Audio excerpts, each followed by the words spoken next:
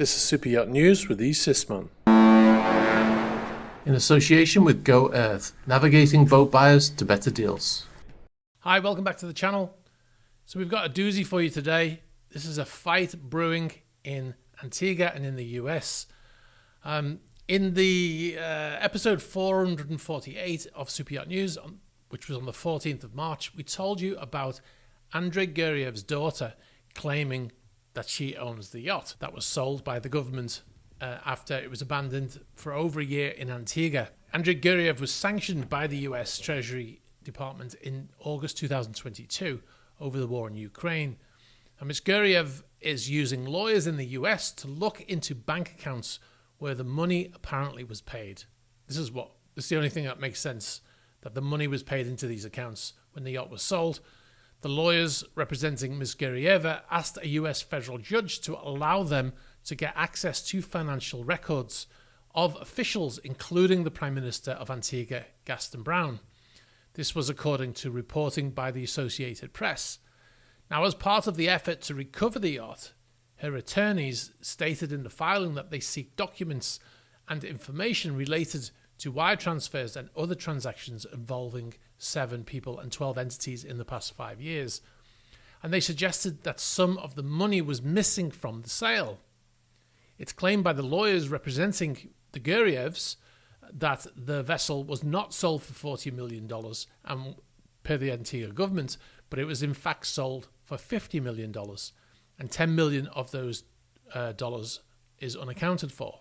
Now, after the story went live on the Associated Press, a number of media outlets in the Caribbean did their own stories based on the Associated Press's reporting, as did we.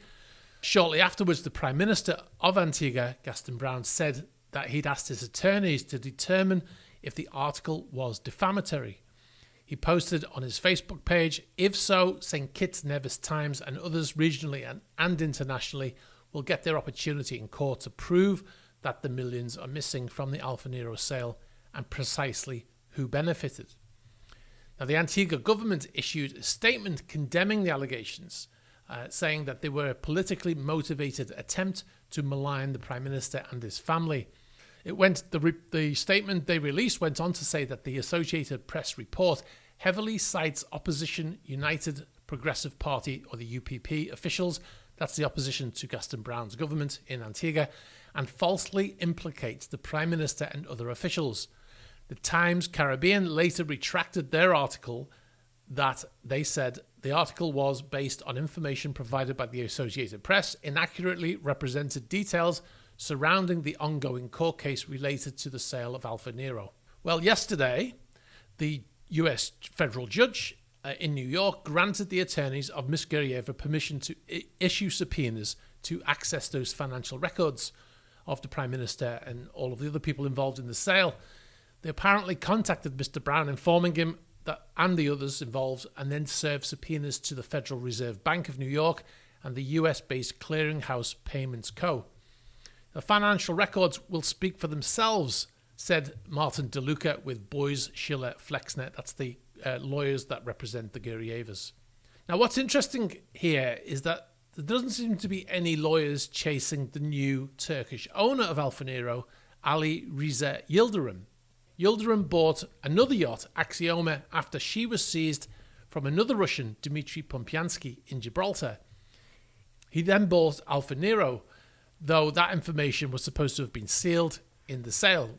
We got that information within 24 hours of that sale taking place. Now, Yildirim also owns Dunya Yachts, a Turkish-based yacht builder that built Axioma. In fact, when you go to the Dunya Yachts website, they're still using images of Axioma under her previous name, Red Square.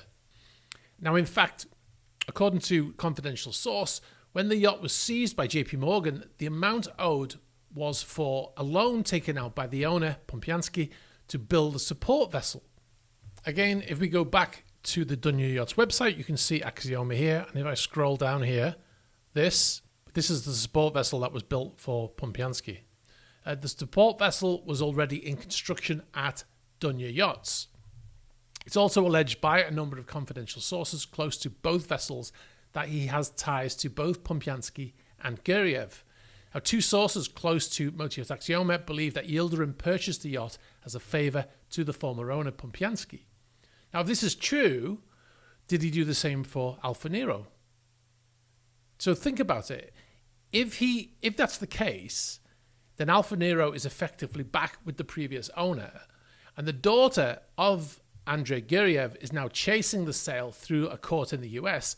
So if they were to somehow get a ruling and receive any money back or get the money back for that sale, they've effectively extricated the yacht from Antigua for free.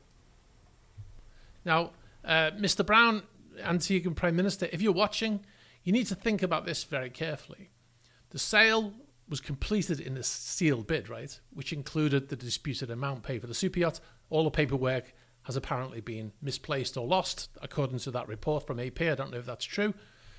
Now, Guriev says the amount that was paid, Ms. Gurieva, or lawyers representing her, say that they paid 50 million for the yacht, and the Antiguan government say it was 40 million, right? Now, if the new Turkish owner did buy the vessel as a favour to Mr. Guriev, then it stands to reason that Ms. Gurieva, the daughter of Mr. Guriev, will know how much was paid for the yacht in that sealed bid. So if it transpires that it was 50 million and not 40, then that's going to come out, right? If Mr. Brown is telling the truth on the price of the yacht, then he's got nothing to worry about. Now, we contacted the US-based lawyers, Boyes, Schiller, Flexner, LLP, who represent the Gurievs, and we asked them why Ms. Gurieva didn't claim the yacht until after the block on the yacht was lifted by the US. We also asked the lawyers why, when we contacted Mr. Guriev Sr., the person we believe to be the ultimate beneficial owner of Alfa Nero, why he denied ownership and did not mention his daughter was in fact the owner if that was the case. Now, we've not had any reply from the lawyers, although in fairness, we only contacted them yesterday, so it's only been 24 hours, so it's possible they may respond yet. Now, according to an article dated today's date, 19th of March, in the Antigua Observer, the Antigua government is preparing to challenge the jurisdiction of the federal judge in New York who granted attorneys permission to issue those subpoenas, right? The Chief of Staff of the Prime Minister, this is according to the article, the Chief of Staff of the Prime Minister, Lionel Hurst, said there's no doubt that there's going to be a challenge of the issue of jurisdiction. He said that a court in the US does not have the authority to exercise any power over an elected official in Antigua. He says, I believe this is the first issue that will have to be thrashed out, but even if jurisdiction is found and they're allowed to, you can still challenge some of the requests that are made because they have to be based on some fact. Now, there are many unanswered questions to this story.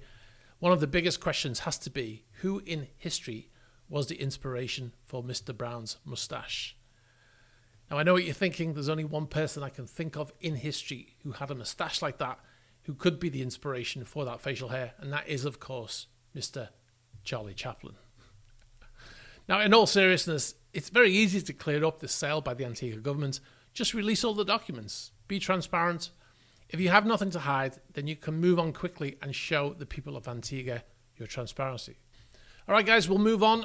Motor Yacht A, the yacht that would probably be voted ugliest yacht if we did such a poll every year, has been found in Oman. In December last year, we talked about the yacht disappearing off the coast of Oman after leaving Dubai. The yacht belongs to sanctioned Russian Andrei Melnichenko and has been laid up in Dubai since 2022. The yacht had sailed from Dubai to Oman and was last spotted on AIS on the 22nd of December when she was at anchor at the Duqm anchorage off the coast of Oman.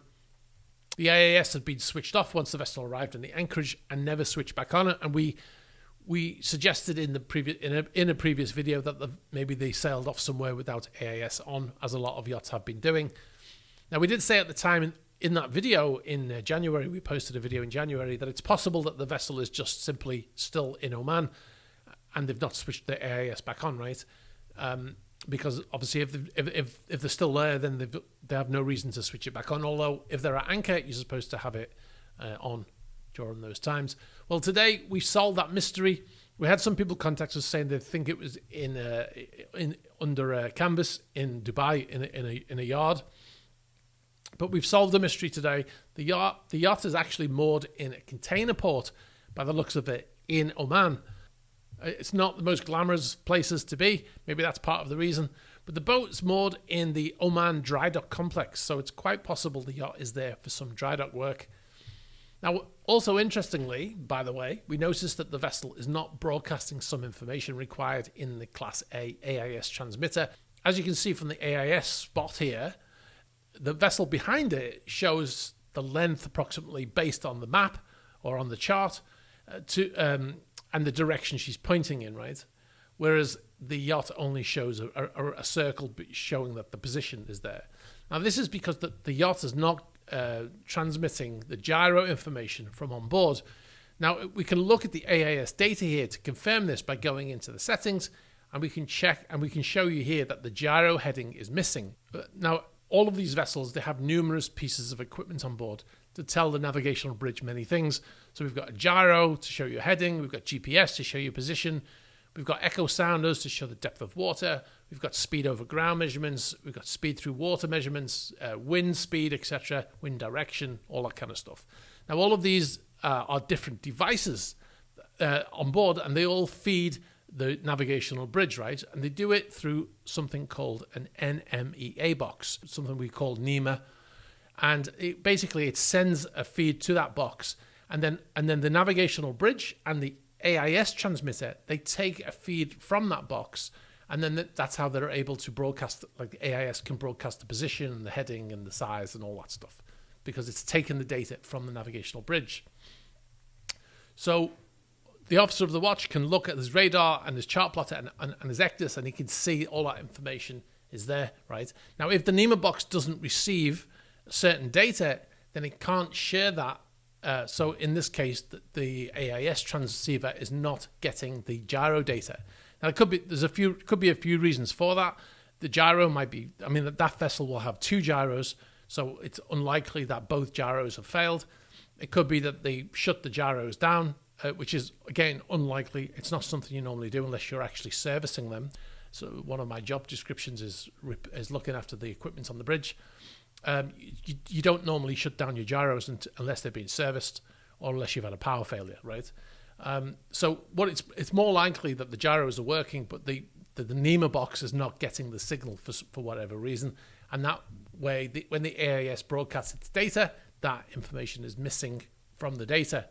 Now, you might be thinking, why am I talking about this? Why is it important? Well, the same issue we found when the Bayesian sank in Sicily last year.